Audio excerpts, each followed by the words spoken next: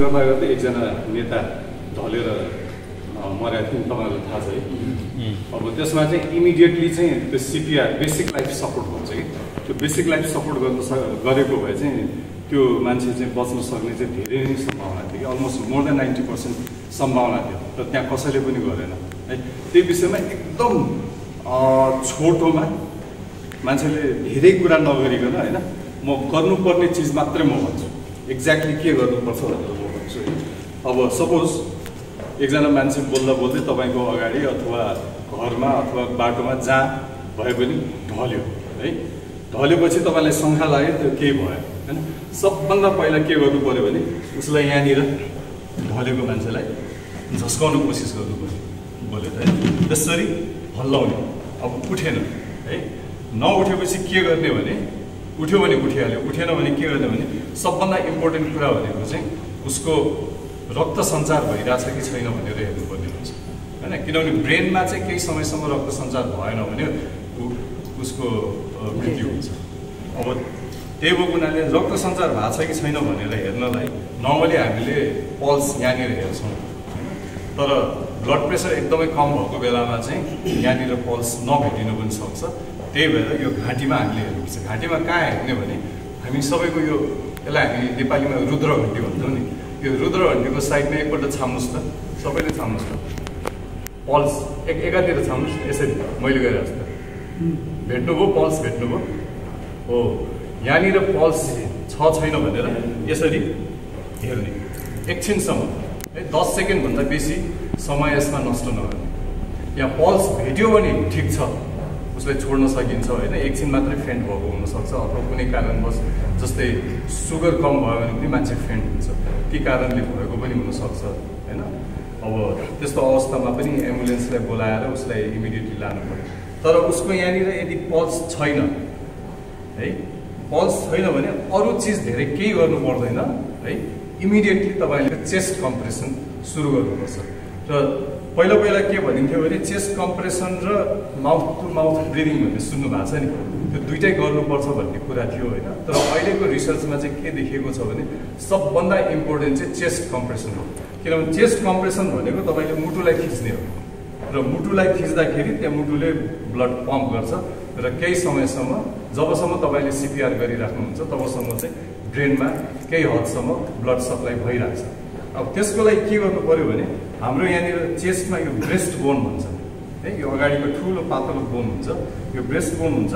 यो ब्रेस्ट बोनको तल्लो भाग है, तल्लो भागमा चाहिँ के गर्ने भने यो हात दुईटा हात इन्टरलक गरेर है, यो हातको हिल चाहिँ त्यहाँनिर तल्लो भागमा राख्ने र यसरी निल डाउन गर्ने। निल डाउन गरेर यो एल्बो जुन चाहिँ छ यो सिधा हुनुपर्छ है, यो यस्तो भयो भने इफेक्टिभ कम्प्रेसन हुँदैन, त्यही भएर सिधा हुनुपर्छ। सिधा भएपछि तपाईँले के गर्न सक्नुहुन्छ भने तपाईँको यो ढाडबाट बल निकालेर कम्प्रेस गर्न सक्नुहुन्छ। किनभने यो धेरै बेर गर्नुपर्ने भएको हुनाले तपाईँले यसरी गर्नुभयो भने तपाईँको धेरै बल लाग्छ र इफेक्टिभ हुँदैन। अब कम्प्रेसन गर्दाखेरि के हुन्छ भने तपाईँले यसरी इन्टरलक गरेर यो लोवर भागमा हात राखेर यसरी कति गर्ने भन्ने कुरा आउँछ। कमसे कम पनि तपाईँले 4 देखि 5 सेन्टिमिटर तल खिच्नुपर्ने हुन्छ भनेको यति, बुझ्नुभयो। अब यसो गर्दा कहिलेकाहीँ करङ भाँचिन सक्छ, करङ भाँचेर मान्छे मर्दैन, तर तपाईँले यो समयमा गर्नु भएन भने मान्छे मर्छ। त्यही भएर यो 4 देखि 5 सेन्टिमिटर एप्रोक्सिमेटली 5 सेन्टिमिटर चाहिँ तपाईँले तल गएको हुनुपर्छ, अलि यसो यसो गरेर है। अनि अर्को कुरा धेरै मान्छेले के भन्न ठान्छ भने मुटु देब्रेपट्टि हुन्छ र देब्रेपट्टि गर्नुहुन्छ, खास मुटु देब्रेमा हुँदैन, देब्रेपट्टि हुँदैन। मुटु भनेको ठ्याक्कै बिचमा हुन्छ, खालि देब्रेतिर ढल्केको मात्रै हुन्छ। त्यही भएर यो लोवर साइडमा स्टर्नमको लोवर साइडमा हात राख्ने, एल्बो स्ट्रेट हुनु पर्यो होइन, यसरी बाङ्गो हुनु भएन। अनि माथिबाट यसरी कम्प्रेस गर्नु। कति कम्प्रेस गर्ने भन्ने कुरा आउँछ, त्यसमा चाहिँ तपाईँले 1 मिनेटमा झन्डै 100 चोटि कम्प्रेसन गर्नुपर्छ। त्यसको लागि चाहिँ काउन्ट गर्दाखेरि कसरी हुन्छ भने यसरी 1 2 3 4 5 6 7 8 9 10 11 12 13 14 15 16 17 18 20 21 22 23 24 25 यसरी गर्दै जाने जबसम्म हेल्प आउँदैन अथवा तपाईँलाई अर्को साथ दिने कोही मान्छे छ भने पाले पालो गर्न सक्नुहुन्छ है। एउटा कुरा मैले भन्नु बिर्सेँ, यदि मान्छे चाहिँ बेडमा छ अथवा सोफामा ढलेको छ अथवा कुनै ठाउँमा ढलेको छ भने उसलाई चाहिँ यस्तो हार्ड सर्फेसमा राख्नु पऱ्यो, पहिला सुताउनु पऱ्यो हार्ड सर्फेसमा। किनभने यो हार्ड सर्फेस भयो भने मात्रै तपाईँले यो कम्प्रेस गर्दाखेरि होइन त्यो इफेक्टिभ कम्प्रेसन हुन्छ, नत्र भए हुँदैन। बुझ्नुभयो है? त्यो भएको हुनाले त्यो एउटा कुरा हो। अर्को कुरा 2-3वटा मिस्टेक के गर्छ भने मान्छेले एउटा चाहिँ एडिक्वेट कम्प्रेसन गर्दैन, अलिअलि मात्रै गर्छ डढाएर होइन।